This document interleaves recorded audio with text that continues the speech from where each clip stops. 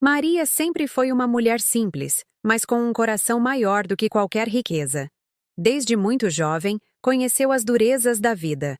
Casou-se cedo com Antônio, um lavrador trabalhador, e juntos criaram 3 filhos. Paulo, o mais velho, sempre ambicioso. Carla, a filha do meio, sonhadora e vaidosa. E Renato, o caçula, que desde pequeno mostrava traços de preguiça e ressentimento. Quando Antônio faleceu, Maria ficou sozinha com a responsabilidade de cuidar da família. A rotina era árdua. Maria acordava antes do sol, colocava água para ferver no fogão a lenha e saía para cuidar da horta, do galinheiro e da pequena criação de porcos. Depois, preparava o café da manhã e organizava a casa.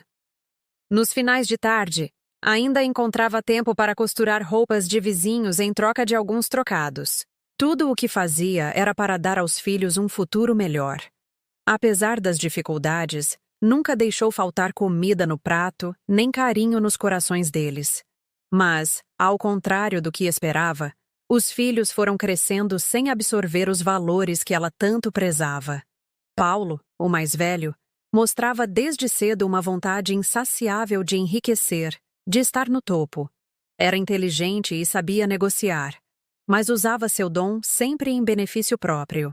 Carla, a filha do meio, sonhava com uma vida de luxo e conforto. Desejava roupas caras, joias, reconhecimento social. Não aceitava a ideia de viver na mesma simplicidade que a mãe. Já Renato, o caçula, tinha um espírito inconformado. Queixava-se de tudo, recusava-se a trabalhar e passava os dias imaginando maneiras de obter dinheiro fácil. Maria, sempre paciente, tentava aconselhá-los. À mesa falava sobre a importância da honestidade, do respeito, da gratidão. Relembrava os sacrifícios feitos, pedia que não se deixassem levar pela cobiça. Mas suas palavras entravam por um ouvido e saíam pelo outro. Para eles, aquilo era conversa de gente que não entendia o mundo moderno. O tempo passou e os filhos seguiram seus caminhos. Paulo envolveu-se em negócios de origem duvidosa. Carla buscava relacionamentos por interesse, aproximando-se de homens ricos e influentes. Renato permanecia na mesma vida de preguiça, dependendo da ajuda da mãe e dos irmãos. O que os unia, no entanto, era a insatisfação constante. Nada parecia bastar. Até que um boato começou a circular na pequena cidade. Comentava-se que uma grande construtora pretendia abrir um loteamento de luxo na região. A valorização das terras seria inevitável. Foi então que Paulo lembrou-se de um antigo terreno herdado pelos pais de Maria, às margens de uma estrada pouco movimentada. Ele comentou com os irmãos. Aquele pedaço de terra poderia valer milhões. Carla arregalou os olhos, tomada pela ideia de riqueza. Renato sorriu de forma maliciosa. E Paulo, com sua frieza característica, declarou: "Se esse terreno é nosso por herança, não podemos deixar mamãe decidir o que fazer. Ela já está velha. Quem deve cuidar disso somos nós." Carla concordou de imediato, dizendo que aquela era a chance de mudar de vida. Renato completou: "E se ela não quiser, a gente dá um jeito." Naquela noite, os 3 irmãos firmaram um pacto sombrio. Não falavam em amor, nem em gratidão, apenas em dinheiro. A cobiça havia tomado conta de seus corações. Maria, por outro lado, vivia alheia a esses planos.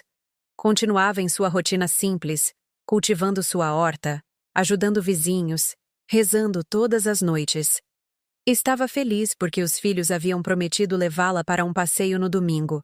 Acreditava que, depois de tanto tempo, finalmente poderiam passar um dia em família, revivendo momentos de união.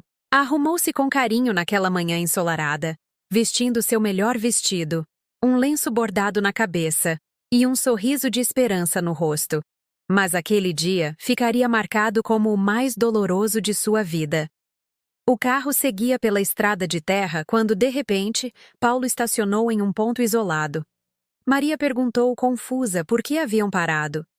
Ele respondeu com frieza que o carro estava com problemas e pediu que ela descesse. Assim que seus pés tocaram o chão, o motor roncou e o veículo arrancou, desaparecendo em meio à poeira. "Meus filhos, esperem!" gritou Maria, correndo alguns passos, mas logo parando sem forças. O carro sumiu. O silêncio da estrada caiu sobre ela como uma sentença. Maria caiu de joelhos, segurando a sacola de pano, e chorou como nunca havia chorado antes. A sensação de abandono era mais dolorosa do que qualquer perda. Aqueles a quem dera a vida, aqueles a quem dedicara cada esforço, a haviam deixado como se fosse um peso indesejado. Horas se passaram.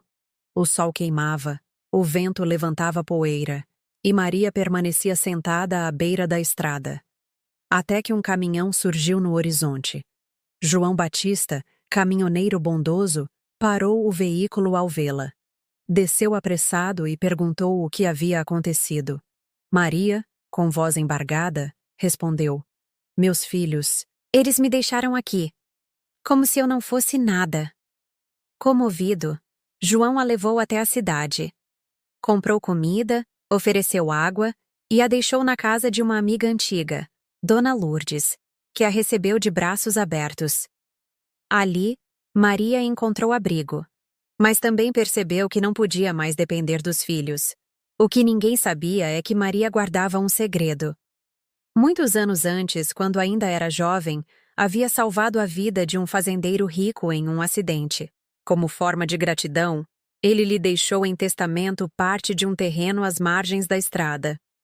Maria nunca revelou nada aos filhos. Guardava os documentos em uma caixa sob o assoalho de sua casa. Sabia que, se descobrissem, seriam tomados pela ganância. Agora, diante da traição, aquele segredo ganhava novo significado. Não se tratava mais de guardar por medo, mas de usar com sabedoria. Os rumores sobre o loteamento confirmaram-se. A cidade inteira comentava que aquelas terras valiam milhões. Os filhos ficaram em polvorosa. Paulo queria agir rápido. Carla dizia que não suportaria ver a mãe rica enquanto ela permanecia sem nada. E Renato falava em ir até a casa e pegar os papéis à força. Mas quando tentaram, foram surpreendidos. Dona Lourdes estava lá, e vizinhos se juntaram para impedi-los. Muitos já sabiam do abandono e condenavam a atitude deles. Humilhados, os três tiveram que recuar. Maria, fortalecida pelo apoio, decidiu agir. Com a ajuda de João, foi até o cartório. Lá, registrou oficialmente os documentos do terreno. Determinou em testamento que a maior parte da fortuna seria destinada a obras sociais, escolas, hospitais, famílias necessitadas. Outra parte garantiria sua própria dignidade até o fim da vida. Quanto aos filhos, deixou em aberto. Os irmãos, ao saberem, ficaram furiosos. Paulo esbravejava, Carla chorava de raiva, Renato falava em violência. Mas já não havia o que pudessem fazer. A comunidade estava ao lado de Maria, e ela não estava mais sozinha. Os dias seguintes foram marcados por tensão. A notícia de que Maria havia registrado as terras se espalhou pela cidade, e com ela cresceu a admiração do povo pela coragem daquela mulher que, mesmo traída, escolhia agir com dignidade.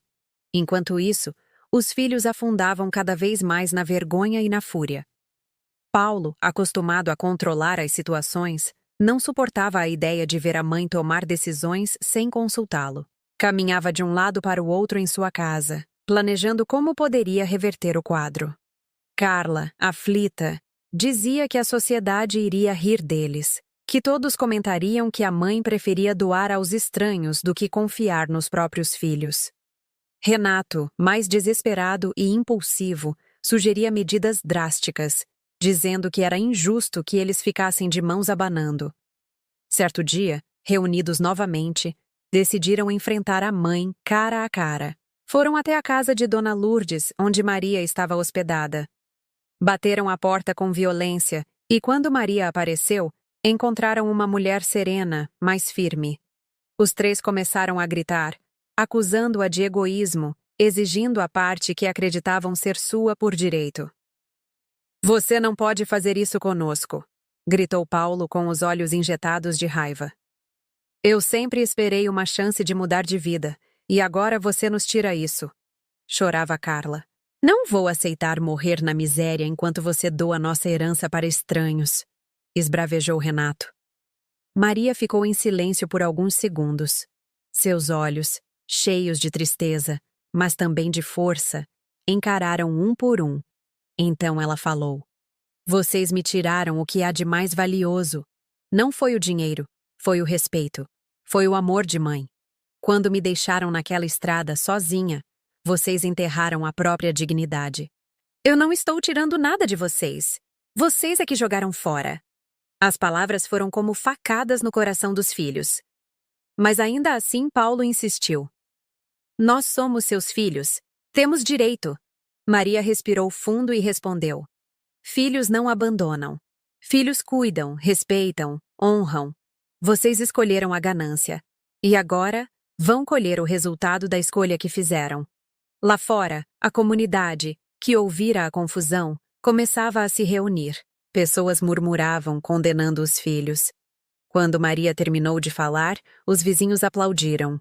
O som ecoou forte, como uma sentença pública. Os 3 irmãos, constrangidos, sentiram pela primeira vez o peso da vergonha. Saíram cabisbaixos, sem coragem de enfrentar os olhares. A partir desse dia, Maria se tornou símbolo de força. João Batista, o caminhoneiro que a resgatara, continuava a visitá-la e a ajudá-la com os trâmites legais. Dona Lourdes era seu braço direito. E os vizinhos, inspirados por sua coragem, uniram-se em torno dela. Algumas semanas depois, Maria tomou uma decisão importante. Convocou uma reunião pública na praça central da cidade. Ali, diante de autoridades, vizinhos e até representantes da construtora, decidiu contar sua história. Subiu ao pequeno palco improvisado, apoiada em João, e olhou para a multidão. Amigos, hoje eu quero revelar a verdade. A praça ficou em silêncio. Maria relatou tudo. Como fora abandonada pelos filhos na estrada, como foi resgatada por João, como descobriu a força que nem ela mesma sabia que tinha. Contou sobre o terreno herdado e sobre a decisão de registrá-lo em cartório. E anunciou com voz firme que destinaria a maior parte daquela fortuna para obras sociais, para que a cidade inteira prosperasse. Escolas seriam reformadas, o hospital receberia novos equipamentos, famílias carentes teriam apoio. As pessoas começaram a aplaudir, emocionadas. Muitos choravam, mas Maria ainda não havia terminado. Quero também falar dos meus filhos. Sei que todos já sabem do que aconteceu. Não escondo a dor que eles me causaram. Mas mesmo diante da ingratidão, meu coração de mãe não consegue negar completamente. Por isso, deixei em meu testamento uma parte para eles. Mas com uma condição. Só terão acesso se provarem que mudaram. Se mostrarem arrependimento verdadeiro, se ajudarem a comunidade, se honrarem a palavra dada. Caso contrário, esse dinheiro também ficará para o povo. A praça explodiu em aplausos. A decisão de Maria não era apenas justa, era também um exemplo de amor incondicional, ainda que firme. Os filhos, presentes no meio da multidão, sentiram a terra tremer sob seus pés. Paulo, sempre tão confiante, agora se encolhia. Carla chorava em silêncio, com vergonha. Renato abaixava a cabeça, incapaz de encarar os olhares de reprovação. Nunca haviam sentido tamanha humilhação. Naquele instante, entenderam que o dinheiro não viria facilmente, que a mãe, aquela mesma que eles desprezaram, se tornara maior do que eles podiam imaginar. O poder dela não estava no terreno, mas na dignidade. Os meses passaram. Maria começou a ver os frutos de sua decisão. A escola local foi reformada. Novas carteiras e livros chegaram para as crianças. O hospital recebeu equipamentos modernos. Famílias pobres ganharam auxílio, e a comunidade inteira floresceu. A cada inauguração, Maria estava presente, com seu sorriso simples e olhar sereno. O povo a tratava como uma verdadeira matriarca da cidade. Os vizinhos que antes apenas a respeitavam, agora a reverenciavam como exemplo de força e bondade. Quanto aos filhos, cada um seguiu um caminho diferente. Paulo tentou retomar seus negócios, mas perdeu credibilidade. Onde chegava, era lembrado como o filho que abandonou a mãe. Carla afastou-se dos antigos círculos de amizade, envergonhada. Seus pretendentes ricos desapareceram. E ela descobriu que, sem caráter, não existe status que dure. Renato, perdido, tentou se refugiar em vícios, mas foi rejeitado por todos. Alguns dizem que, com o tempo, buscaram se aproximar de Maria. Tentaram mostrar arrependimento, tentaram ajudar discretamente a comunidade. Talvez por medo de perder a chance de herança, talvez por um início de consciência. Mas Maria não se iludia.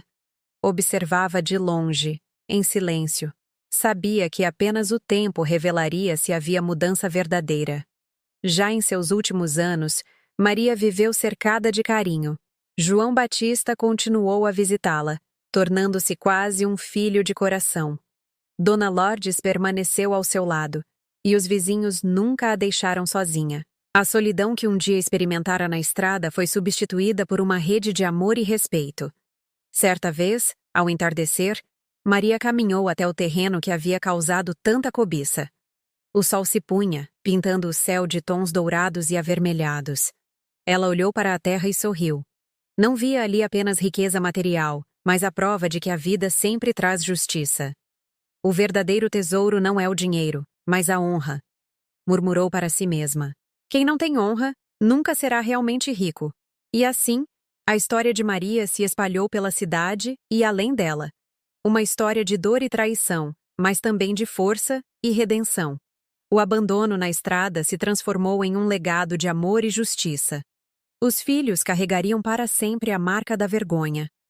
Maria, por sua vez, deixaria a lembrança de uma mulher que, mesmo diante da maior ingratidão, escolheu o caminho da dignidade. E o segredo que guardara por tantos anos não apenas mudou o destino de sua família, mas também de toda uma comunidade.